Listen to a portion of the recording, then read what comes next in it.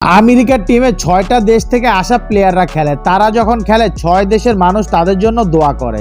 স্বাভাবিকভাবে তারা আমাদের থেকে বেশি দোয়া পায়। বাংলাদেশের অধিনায়ক নাজমুল হোসেন শান্তর মন্তব্য দাবি করে এমন একটি ফটোকার্ড এরই মধ্যে সোশ্যাল মিডিয়ায় ভাইরাল হয়ে গেছে। দুয়ারে কড়া নাড়ছে টি-20 বিশ্বকাপ। টুর্নামেন্ট শুরুর আগ মুহূর্তে আত্মবিশ্বাস বাড়াতে সহ আয়োজক যুক্তরাষ্ট্রের সঙ্গে সিরিজ খেলছে বাংলাদেশ। প্রথম ম্যাচে ৫ উইকেটের ব্যবধানে হারের পর সবশেষ সিরিজ বাঁচানোর ম্যাচে ফল বদল করতে পারলেন না টাইগাররা। হেরেছে ৬ রানের ব্যবধানে। টি-20 র্যাঙ্কিংয়ে নবম ও টেস্ট খেলুড়ে দেশ টানা ২ ম্যাচ হেরে র্যাঙ্কিংয়ের ১৯তম সহযোগী দেশ যুক্তরাষ্ট্রের কাছে সিরিজ খুইয়েছে। সেই সঙ্গে প্রথম দল হিসেবে আন্তর্জাতিক টি-20তে শততম পরাজয়ের বিব্রতকর মাইলফলক স্পর্শ করেছে তারা।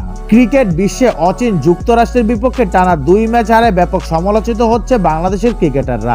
এরই মধ্যে হঠাৎ শান্তর নাম দিয়ে একটি মন্তব্য ব্যাপক আকারে ছড়িয়ে পড়ে।